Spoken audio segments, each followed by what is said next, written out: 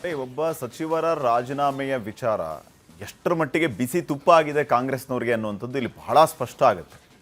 ಒಂದ್ ಕಡೆ ನಾಗೇಂದ್ರ ರಾಜೀನಾಮೆ ಕೊಡ್ತಾರೆ ಅಂತ ಸಿಎಂ ಸಾಹೇಬರು ಹೇಳ್ತಿದ್ದಾರೆ. ಆದರೆ ಈ ವಿಷಯದಲ್ಲಿ ಸದ್ಯ ನಾಗೇಂದ್ರ ಮುಗಮ್ಮಾಗಿದ್ದಾರೆ. ನಿನ್ನೆ ಎಲ್ಲ ರಾಜೀನಾಮೆ ಕೊಡಲ್ಲ ಅಂತ ನಾಗೇಂದ್ರ ಅವರು ಹೇಳಿದರು. ಎಲ್ಲ ಸುಳ್ಳು, ನಾನೇನು ರಾಜೀನಾಮೆ ಕೊಡಲ್ಲ ಹಂಗೆ ಹಿಂಗೆ ಅಂತ ಖಂಡ ತುಂಡವಾಗಿ ಹೇಳಿದರು. ಇವತ್ತು ರಾಜೀನಾಮೆ ಬಗ್ಗೆ ಮಾತು ಇಲ್ಲ, ಕತೆನೂ ಇಲ್ಲ. ಹೈಕಮಾಂಡ್ ಹೇಳಿದರೆ ರಾಜೀನಾಮೆ ಕೊಡದೆ ದಾರಿ ಇಲ್ಲ. ಆದರೆ ನಾಗೇಂದ್ರ ಮಾತ್ರ ರಾಜೀನಾಮೆ ಕೊಡೋ ಮಾತನ್ನು ಆಡ್ತಾನೆ ಇಲ್ಲ. ನಿನ್ನೆ ಬೆಳವಣಿಗೆ ನೀವು ಗಮನಿಸಿದ್ರಿ ವೀಕ್ಷಕರೇ. ಬಹುಶಃ ನಾಗೇಂದ್ರ ರಾಜೀನಾಮೆಯನ್ನು ಕೊಡ್ತಾರೆ, ರಾಜೀನಾಮೆ ಕೊಡೋದಕ್ಕೆ ಎಲ್ಲ ರೀತಿಯ ಸಿದ್ಧತೆಯನ್ನು ಮಾಡ್ಕೊಂಡಿದ್ದಾರೆ. ರಾಜೀನಾಮೆ ಕೊಡೋದಕ್ಕೆ ಕ್ಷಣಗಣನೆ ಅನ್ನೋ ಲೆಕ್ಕದಲ್ಲಿ ಮಾತುಗಳು ಕೇಳಿಬಂದು. ಆದರೆ ಅವಾಗ ನಾಗೇಂದ್ರ ಅವರ ಪ್ರತಿಕ್ರಿಯೆ ಏನಿತ್ತು ಅಂತಂದರೆ ಇದೆಲ್ಲವೂ ಸುಳ್ಳು, ನಾನ್ಯಾಕೆ ರಾಜೀನಾಮೆ ಕೊಡಲಿ, ರಾಜೀನಾಮೆ ಅಂತೂ ಕೊಡಲ್ಲ ಅಂತ ಹೇಳ್ತಾ ಇದ್ರು. ಈ ಕಡೆ ಡಿ ಕೆ ಶಿವಕುಮಾರ್ ಸಾಹೇಬರು ಡೆಲ್ಲಿಲಿ ಹೇಳ್ತಾ ಇರೋದೇನು, ನಾಗೇಂದ್ರ ಪಕ್ಷಕ್ಕಾಗಿ ಎಲ್ಲ ರೀತಿಯ ತ್ಯಾಗಕ್ಕೂ ಸಿದ್ಧರಾಗಿದ್ದಾರೆ. ಅದರ ಅರ್ಥ ಏನು ಅಂತಂದರೆ ರಾಜೀನಾಮೆಯ ಸುಳಿವನ್ನು ಡಿ ಕೆ ಶಿವಕುಮಾರ್ ಅವರು ಕೊಡ್ತಾ ಇದ್ದಾರೆ. ಹೈಕಮಾಂಡ್ ಜೊತೆಗೆ ಇವತ್ತು ಚರ್ಚೆಯಾಗಿ ರಾಜೀನಾಮೆ ಕೊಡಿ ಅಂತ ಸೂಚನೆ ಏನಾದರೂ ಕೊಟ್ಟರೆ ನಾಗೇಂದ್ರಾಗ ಬೇರೆ ದಾರಿ ಇಲ್ಲ. ಆದರೆ ಅದು ಯಾವ ಧೈರ್ಯದ ಮೇಲೆ ನಾನು ರಾಜೀನಾಮೆ ಕೊಡಲ್ಲ ಅಂತ ಹೇಳ್ತಾ ಇದ್ದಾರೆ ನಾಗೇಂದ್ರ ಅನ್ನುವಂಥದ್ದು ಕೂಡ ಸದ್ಯಕ್ಕೆ ಪ್ರಶ್ನೆ ಆಗ್ತಾ ಇದೆ. ಹಾಗಿದ್ರೆ ಗೋವಿಂದಣ್ಣವರಿಗೆ ಈ ವಿಚಾರವಾಗಿ ಏನೆಲ್ಲ ಮಾಹಿತಿ ಸಿಕ್ಕಿದೆ, ಅದನ್ನು ವೀರೇಂದ್ರ ಅವರಿಗೆ ಏನೆಲ್ಲ ಹೇಳಿದ್ದಾರೆ ಅನ್ನುವಂಥದ್ದು ಈಗ ಸದ್ಯಕ್ಕಿನ ಪ್ರಶ್ನೆ ಆಗಿದೆ. ಕೇಳೋಣ, ಅವರೇ ನಮ್ಮ ಜೊತೆ ಈಗ ಜಾಯ್ನ್ ಆಗಿದ್ದಾರೆ. ವೀರೇಂದ್ರ, ಬಹುಶಃ ಈ ಎಲ್ಲ ವಿಚಾರಗಳನ್ನು ಗಮನಿಸಿದಾಗ ಈ ಎಲ್ಲ ತಾಪತ್ರಯಗಳ ತಾತ್ಪರ್ಯ ಏನು ಅಂತಂದ್ರೆ ಡಿ ಕೆ ಶಿವಕುಮಾರ್ ಅವ್ರ ಕಡೆ ನಾಗೇಂದ್ರ ಅವರ ರಾಜೀನಾಮೆ ತಗೊಳ್ಳೋದಕ್ಕೆ ಪವರ್ ಇಲ್ವಾ ಅನ್ನುವಂಥ ಪ್ರಶ್ನೆ ಒಂದು ಕಡೆ ಆದರೆ, ರಾಜೀನಾಮೆ ಕೊಡದೇ ಇರೋ ರೀತಿಯಲ್ಲಿ ನಾಗೇಂದ್ರ ಅವರನ್ನ ಸೇಫ್ ಮಾಡುವಂತಹ ಇನ್ನೊಂದು ಪವರ್ ಕೂತ್ಕೊಂಡಿದೆ. ಅದು ಡಿ ಕೆ ಶಿವಕುಮಾರ್ಗಿಂತಾನೂ ಪವರ್ಫುಲ್, ಡಿ ಕೆ ಶಿವಕುಮಾರ್ ಅವ್ರಿಗಿಂತಾನೂ ಪ್ರಬಲ, ಅಥವಾ ಡಿ ಕೆ ಶಿವಕುಮಾರ್ ಅವರಷ್ಟೇ ಪವರ್ಫುಲ್ ಅಂತಂದ್ರೆ ಅವ್ರು ಯಾರು ನಾಗೇಂದ್ರ ಅವರನ್ನು ಸೇಫ್ ಮಾಡ್ತಾ ಇರೋರು ಅಂತ ಪ್ರಶ್ನೆ ಇಲ್ಲಿ ಬರುತ್ತೆ. ನೀವು ಹೇಳಿದ ಮಾತಲ್ಲೇ ಈಗ ಇದು ಪವರ್ ಸೆಂಟರ್ಗಳ ಕ್ಲಾಶ್ ಅನ್ನೋದು ಕ್ಲಿಯರ್ ಆಯ್ತಲ್ಲ ಪಾಟೀಲ್ರೆ. ರೈಟ್. ಅಂದರೆ ಈಗ ಸಿ ಎಂ ಪವರ್ ಯಾವುದು, ರಾಜೀನಾಮೆ ತಗೊಳ್ಳೋದು. ಇನ್ನು ನಿಮಗೆ ಗೊತ್ತಿದೆ, ಸಿದ್ದರಾಮಯ್ಯವರು ವಜಾನೂ ಮಾಡಿಬಿಟ್ಟಿದ್ರು ರಾಜಣ್ಣ ಅವ್ರನ್ನ, ಅದು ಸಿ ಎಂ ಪವರೇ. ಆದರೆ ಈಗ ಸಿ ಎಂಗಿಂತಲೂ ದೊಡ್ಡ ಪವರ್ ಇದನ್ನು ತಡಿತಾ ಇದೆ, ನಾಗೇಂದ್ರಗೆ ಬೆನ್ನೆಲುಬಾಗಿ ನಿಂತಿದೆ ಅನ್ನೋದು ಕ್ಲಿಯರ್ ಇದೆ. ಇಲ್ಲ ಅಂದರೆ ಈಗ ಮುಖ್ಯಮಂತ್ರಿಗಳೇ ಹೇಳಿದ್ರು ಕೂಡ, ಏನಂದ್ರು ಮುಖ್ಯಮಂತ್ರಿಗಳು, ಈಗ ಅದಕ್ಕೆ ಅವರು ಏನು ಪದಗಳು ಬಳಸಿದ್ದು ನೋಡಬೇಕು, ಭಾಳ ಚೆನ್ನಾಗಿತ್ತು. ಶಿಸ್ತಿನ ಸಿಪಾಯಿ, ಪಕ್ಷದ ನಿಷ್ಠಾವಂತ ಕಾರ್ಯಕರ್ತ ನಾಗೇಂದ್ರ ರಾಜೀನಾಮೆ ಕೊಡ್ತಾರೆ ಅಂಥೇಳಿ. ಅಂದರೆ ಯಾಕೆ ಈ ಮಾತುಗಳನ್ನ ಹೇಳ್ತಿದ್ದಾರೆ ಅಂದರೆ, ಈಗ ಅವರಿಗೂ ಅನಿವಾರ್ಯ ಪರಿಸ್ಥಿತಿ. ಈಗ ಏನು, ಈಗ ಅವ್ರ ಹಿಂದೆ ಒಬ್ಬರು, ನಾಗೇಂದ್ರ ಹಿಂದೆ ಒಬ್ಬರು, ಇವರಿಗಿಂತಲೂ ಪವರ್ ಇರುವಂತಹ ಪವರ್ಫುಲ್ ನಿಂತಿರೋದ್ರಿಂದಲೇ ಅಷ್ಟು ಸುಲಭ ಇಲ್ಲ. ಹೆಂಗೆ ತಗೋಬೇಕು, ಈಗ ಮನವೊಲಿಕೆ ಮಾಡಿಯೇ ತಗೋಬೇಕು, ಬೇರೆ ದಾರಿಯೇ ಇಲ್ಲ. ಸೊ ಅವ್ರು ಈಗ ನೋಡಿ ಏನಾಗುತ್ತೆ ರಾಜಕಾರಣದಲ್ಲಿ ಪಾಟೀಲ್ರೆ, ಸಾಮಾನ್ಯವಾಗಿ ಮುಖ್ಯಮಂತ್ರಿಗಳು ಅಂದರೆ ಬಿಡಪ್ಪ ಪವರ್ಫುಲ್ ಪೋಸ್ಟ್, ಮೋಸ್ಟ್ ಪವರ್ಫುಲ್ ಅಂತೇಳಿ. ಅದರಲ್ಲೂ ಡಿ ಕೆ ಶಿವಕುಮಾರ್ ಅಂತವ್ರು ಆ ಸೀಟಲ್ಲಿ ಕೂತಿದ್ದಾಗಂತೂ ಬಿಡು, ಮತ್ತಿನ್ನೇನು ಮುಖ್ಯಮಂತ್ರಿ ಸೀಟಲ್ಲಿ ಬಂಡೆನೇ ಕೂತಿದೆ ಅನ್ನುವಂಥ ವ್ಯಾಖ್ಯಾನಗಳು, ವಿಶ್ಲೇಷಣೆಗಳೆಲ್ಲ ಬರುತ್ತೆ. ಹೌದಾ ಪಾಟೀಲ್ರೆ? ಆದರೆ ನಮ್ಮ ಗೋವಿಂದಣ್ಣರು ನೋಡೋ ದೃಷ್ಟಿ ಬೇರೆನೇ. ಅವ್ರ ಕಣ್ಣಿಗೆ ಬೀಳೋದೇನು ಗೊತ್ತಾ, ಯಾರು ಮಹಾಪ್ರಬಲರು ಅಂತ ಇರ್ತಾರೋ ಅವ್ರನ್ನು ಕೆಲವು ಸತಿ ಸನ್ನಿವೇಶ, ಸಂದರ್ಭ ಅವ್ರನ್ನ ಅಸಹಾಯಕರನ್ನಾಗಿ ಮಾಡಿಬಿಡುತ್ತೆ ಅಂಥೇಳಿ. ಇದು ರಾಜಕಾರಣದಲ್ಲಿ ಸಾಮಾನ್ಯವಾಗಿ ಕಂಡುಬರುವಂಥ ಬೆಳವಣಿಗೆಗಳು. ಈಗ ಅಂಥದ್ದೇ ಮತ್ತೊಂದು ಬೆಳವಣಿಗೆಗೆ ಈಗ ನಾಗೇಂದ್ರ ಪ್ರಕರಣ. ಯಾಕಂದರೆ ನಿನ್ನೆ ನೀವು ನೋಡಿದ್ರಿ ಏನು ಕೊಟ್ಟಿದ್ರು ಸಿ ಎಂ ಸ್ಟೇಟ್ಮೆಂಟು, ಶಿಸ್ತು, ಯಾರೇ ಆಗಲಿ ಶಿಸ್ತನ್ನು ಪಾಲಿಸಬೇಕು ಅಂತ. ಇವತ್ತು ಶಿಸ್ತಿನ ಸಿಪಾಯಿ ಅಂತ ಬದಲಾಯ್ತದು. ರಾಹುಲ್ ಗಾಂಧಿ ಅವರ ಭೇಟಿಯ ನಂತರ ಶಿಸ್ತಿನ ಸಿಪಾಯಿ ಅಂತ ಬದಲಾಯ್ತಲ್ಲಿ ಪಾಟೀಲ್ರೆ. ಅದು ಶಿಸ್ತೆ, ಇದು ಶಿಸ್ತೆ, ಆದರೆ ಶಿಸ್ತಿನ ಜೊತೆ ಒಂದು ಸಿಪಾಯಿ ಸೇರ್ಕೊಂಡ್ಬಿಟ್ಟ ಇಲ್ಲಿ ಅಂತೇಳಿ ನಾಗೇಂದ್ರ ಶಿಸ್ತಿನ ಸಿಪಾಯಿ ಆಗ್ಬಿಟ್ರಿ. ಈಗ ಆ ಶಿಸ್ತಿನ ಸಿಪಾಯಿಯ ರೀತಿಯಲ್ಲೇ ರಾಜೀನಾಮೆ ಕೊಡ್ತಾರಾ? ಅದು ಸಮಯವೇ ಉತ್ತರ ಕೊಡ್ಬೇಕು. ಈಗ ಡಿ ಕೆ ಶಿವಕುಮಾರ್ ಒಂದು ಹೇಳಿಕೆ ಕೊಡ್ತಿದ್ರಲ್ಲ ಯಾವಾಗಲೂ ಕೂಡ, ಏನು ಕಾಲ ಉತ್ತರ ಕೊಡುತ್ತೆ ಅಂತ ಹೇಳಿ, ಇದಕ್ಕೂ ಕೂಡ ಈಗ ಕಾಲವೇ ಉತ್ತರ ಕೊಡಬೇಕಾಗಿದೆ ಪಾಟೀಲ್ರೆ. ಹಾಗಿದ್ರೆ ನೀವು ಈಗ ಮಾತಾಡುವ ಸಂದರ್ಭದಲ್ಲಿ ಒಂದು ಉದಾಹರಣೆಯನ್ನ ಕೊಟ್ರಿ. ಏನು, ಈ ಹಿಂದೆ ಸಿದ್ದರಾಮಯ್ಯ ಅವರಿದ್ದಂತಹ ಸಂದರ್ಭದಲ್ಲಿ ರಾಜಣ್ಣ ಅವರನ್ನ ವಜಾ ಮಾಡಿಬಿಟ್ರು ಅಂತ ಹೇಳಿ.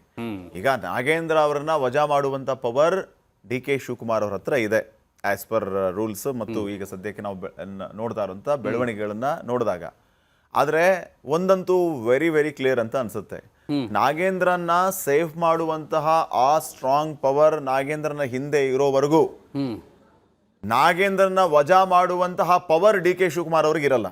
ಕರೆಕ್ಟಾ? ಸರಿ ಇದೆ, ಯುವರ್ ರೈಟ್. ಅದನ್ನೇ ಹೇಳಿದ್ದು, ಯುವರ್ ರೈಟ್. ಯಾಕಂದರೆ ಈಗ ಪವರ್ಗಳ ಕ್ಲಾಶ್, ಪವರ್ ಸೆಂಟರ್ಗಳ ಕ್ಲಾಶ್ ಆದಾಗ ಯಾವ ಪವರ್ ಹೆಚ್ಚಿದೆ ಅನ್ನೋದು ಕೂಡ ಭಾಳ ಇಂಪಾರ್ಟೆಂಟ್ ಆಗುತ್ತೆ ಪಾಟೀಲ್ರೆ. ಈಗ ಯಾವ ಪವರ್ ಹೆಚ್ಚು ಪ್ರಭಾವ ಬೀರುತ್ತೆ ಅನ್ನೋದು ಕೂಡ ಮುಖ್ಯ ಆಗುತ್ತೆ. ಯಾರು ಅವ್ರು ಹಾಗಿದ್ರೆ ಯಾವುದು ಆ ಪವರ್? ಅದು ಯಾರು ಆ ಪವರ್ ಸೆಂಟರ್ ಯಾರು, ಆ ಪವರ್ಫುಲ್ ಪರ್ಸನ್ ಯಾರು, ನೀವು ಕೇಳಿದ್ರಲ್ಲ, ಇದು ಬಹಳ ಕುತೂಹಲಕಾರಿ ಪ್ರಶ್ನೆ ಕೇಳಿದ್ರಲ್ಲ. ಗೊತ್ತಿದೆ ಪಾಟೀಲ್ರೆ, ಅವ್ರು ಯಾರು ಅಂತಾನು ಗೊತ್ತಿದೆ. ನಮ್ಮ ಗೋವಿಂದಣ್ಣರು ಆಕ್ಚುಲಿ ಡಿಲ್ಲಿಯಲ್ಲಿದ್ರು, ದಿಲ್ಲಿಯಿಂದ ಈಗ ಬರ್ತಾ ಇದ್ದಾರೆ ವಾಪಸ್ಸು. ಅಲ್ಲಿ ದಿಲ್ಲಿಯಲ್ಲಿ ಅವರು ಆ ಪವರ್ ಸೆಂಟರ್ ಹತ್ರ ಅವರು ಹೋಗಿದ್ರು. ಅಲ್ಲ, ಈಗ ವೆರಿ ಕ್ಯೂರಿಯಾಸಿಟಿ, ಕುತೂಹಲ ಏನಂತಂದ್ರೆ, ಡಿ ಕೆ ಶಿವಕುಮಾರ್ ಅವ್ರಿಗಿಂತಾನು ಪ್ರಬಲವಾಗಿರುವಂತ, ಡಿ ಕೆ ಶಿವಕುಮಾರ್ ಅವ್ರಿಗಿಂತಾನು ಪವರ್ಫುಲ್ ಆಗಿ ನಾಗೇಂದ್ರ ಸೇಫ್ ಮಾಡ್ತಾ ಇರುವಂತ ಆ ಪವರ್ ಯಾರು ಅಂತ ಸಹಜವಾಗಿ ಜನರಿಗೆ ಕುತೂಹಲ ಇರುತ್ತಲ್ಲ. ಸಾಧ್ಯ ಆದ್ರೆ ಹೇಳಿ, ನಿಮಗೆ ಗೊತ್ತಿದೆ ನಮಗೂ ಹೇಳಿ. ಅಲ್ಲ, ನಮಗೆ ಗೊತ್ತಾಗೋದು ಯಾರಿಂದ ಪಾಟೀಲ್ರೆ? ನಮಗೆ ಗೊತ್ತಾಗೋದು ಯಾರಿಂದ ಹೇಳಿ? ಯಾರಿಂದ ನಮಗೆ ಗೊತ್ತಾಗ? ನನಗೆ ಹೇಳೋದು ಯಾರು ಪಾಟೀಲ್ರೆ?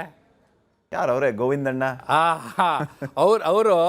ಅವ್ರು ನಮಗೆ ಹೇಳಿದ್ದಾರೆ. ಜೊತೆಗೆ ಇನ್ನೊಂದು ಮಾತು ಹೇಳ್ಬಿಟ್ಟಿದ್ದಾರೆ, ಪಾಟೀಲ್ರು ಇದನ್ನ ಕೇಳ್ತಾರೆ, ದಯವಿಟ್ಟು ಇವತ್ತು ಹೇಳಕ್ ಹೋಗ್ಬಿಡಿ, ಇವತ್ತೊಂದಿನ ಹಿಡಿದಿಟ್ಕೊಳ್ಳಿ. ಪಾಟೀಲ್ರಿಗೆ ಹೇಳ್ಬಿಟ್ರೆ ಪಾಟೀಲ್ರು ಅದನ್ನ ಜಗಜ್ಜಾಹೀರ್ ಮಾಡ್ಬಿಡ್ತಾರೆ. ಈಗ ಪಾಟೀಲ್ರಿಗೆ ಹೇಳಿದ್ರೆ ಬರೀ ಪಾಟೀಲ್ರಿಗೆ ಹೇಳ್ದಂಗೆ ಅಲ್ವಲ್ಲ ಇದು, ಪಾಟೀಲ್ರ ಮೂಲಕ ಇಡೀ ಜಗಜ್ಜಾಹೀರ್ ಆಗ್ಬಿಡುತ್ತೆ. ಸ್ವಲ್ಪ ವೇಟ್ ಮಾಡಿ. ಈಗ ನನಗೆ ಅದು ಮತ್ತೆ ನಿನ್ನೆ ಡೈಲಾಗ್ ನೆನಪಾಗ್ತಾ ಇದೆ. ಹೇಳಿ ಪಾಟೀಲ್ರೆ. ಈಗ ಗೋವಿಂದಣ್ಣ ನಿಮ್ಗೆ ಏನ್ ಹೇಳಿದ್ರು ಅಂತಂದ್ರೆ, ಈಗ ಪಾಟೀಲ್ರಿಗೆ ಇವತ್ತೊಂದಿನ ಹೇಳೋದಕ್ಕೆ ಹೋಗ್ಬೇಡಿ, ಅವ್ರಿಗೇನಾದ್ರು ಗೊತ್ತಾದ್ರೆ ಜಗಜ್ಜಾಹೀರು ಮಾಡಿಬಿಡ್ತಾರೆ ಅಂತ. ಇದೇನು ಹೊಗಳದ ಹಾಗೋ ತೆಗಳ್ದ ಹಾಗೋ, ಇದೇನು ಮರ್ಯಾದೆ ಕೊಟ್ಟ ಹಾಗೋ ಬಿಟ್ಟ ಹಾಗೋ ಒಂದು ಗೊತ್ತಾಗ್ತಿಲ್ಲ ಅಂತ. ಹೌದಂತೀರಲ್ಲ? ಅದಕ್ಕೂ ಅಲ್ಲ ಪಾಟೀಲ್ರೆ, ಅದು ಹೆಂಗೆ ಅಂತ ಹೇಳ್ತೀರಿ ಕೇಳಿ. ಅದು ಗೋವಿಂದಣ್ಣಗೆ ಹೇಳಿದೆ ನಾನು, ಪಾಟೀಲ್ರು ಹಿಂಗೆ ಹೇಳ್ತಿದ್ದಾರೆ ಅಂತೇಳಿ. ಅದಕ್ಕೆ ಅವ್ರು ಒಂದೇ ವರ್ಡ್ ಹೇಳಿದ್ರು, ಇಷ್ಟೇ ಹೇಳಿ, ಅದು ಕಂಪ್ಲೇಂಟಾ ಕಾಂಪ್ಲಿಮೆಂಟಾ ಅನ್ನೋದು ಸೀಕ್ರೆಟ್ ಆಗೇ ಇರಲಿ ಅಂದ್ಬಿಟ್ರು ಅವರು. ಹಾಗಾಗಿ ಇದನ್ನು ಕೂಡ ಅದ್ರ ಜೊತೆಗೆ ಇದನ್ನು ಸೇರಿಸಿದ್ರು. ಇದನ್ನು ಈ ಪವರ್ ಸ್ಟಾರ್ ಯಾರು ಅನ್ನೋದು, ಪವರ್ ಸೆಂಟರ್ ಯಾವುದು ಅನ್ನೋದು ಕೇಳ್ತಾರೆ. ಒಂದಿನ ಅದನ್ನು ಕೂಡ ಸೀಕ್ರೆಟ್ ಆಗೇ ಇರ್ತೀರಿ ಅಂತ ಹೇಳ್ತಿದ್ದಾರೆ. ನಾಳೆ ಬಹುಶಃ ಗೋವಿಂದಣ್ಣರು ಹೇಳಿದ್ರೆ ನಿಮಗೆ ತಲುಪಿಸ್ತೀವಿ ಪಾಟೀಲ್ರೆ.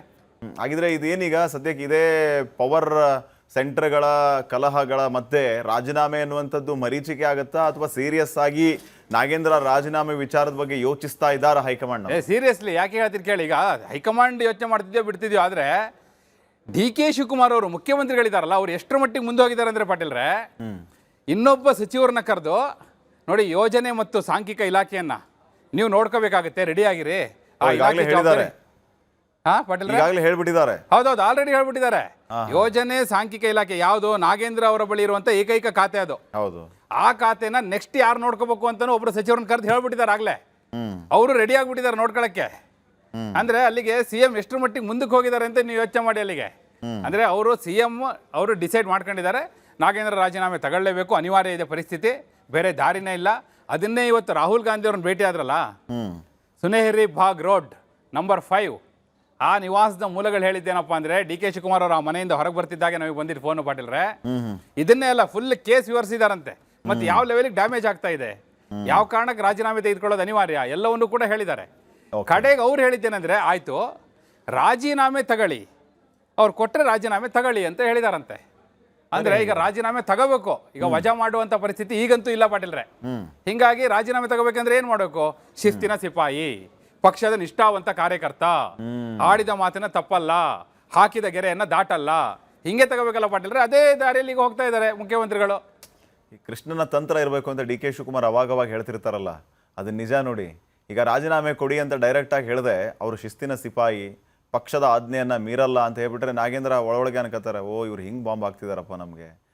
ನಾಗೇಂದ್ರ ಅವ್ರು ಹೇಳಕ್ಕಾಗತ್ತಾ ಮಾಧ್ಯಮಗಳ ಮುಂದೆ ಬಂದು, ಅಲ್ರಿ ನಾನು ಶಿಸ್ತಿನ ಸಿಪಾಯಿ ಅಲ್ಲ, ನಾನು ರಾಜೀನಾಮೆ ಕೊಡಲ್ಲ ಅಂತ ಹೇಳಕ್ಕಾಗತ್ತಾ? ಅಲ್ಲ, ಅಷ್ಟು ಹೇಳೋದು ಬೇಡ. ಈಗ ಸಿಎಂ ಹೇಳ್ತಿದಾರಲ್ಲ ರಾಜೀನಾಮೆ ಕೊಡ್ತಾರೆ ಅಂತ ಹೇಳಿ, ಅದರಿಂದ ನಾಗೇಂದ್ರ ಬಂದು ಹೇಳ್ಬಿಟ್ರೆ ಮುಗ್ದೋಯ್ತಲ್ಲ. ಹೌದು ರಾಜೀನಾಮೆ ಕೊಡ್ತೀನಿ ಅಂದ್ರೆ ಮುಗಿ, ಚಾಪ್ಟರ್ ಕ್ಲೋಸ್, ಎಂಡ್. ನಾವು ನೀವು ಡಿಸ್ಕಷನ್ ಮಾಡಲ್ಲ ಪಾಟೀಲ್ರೆ.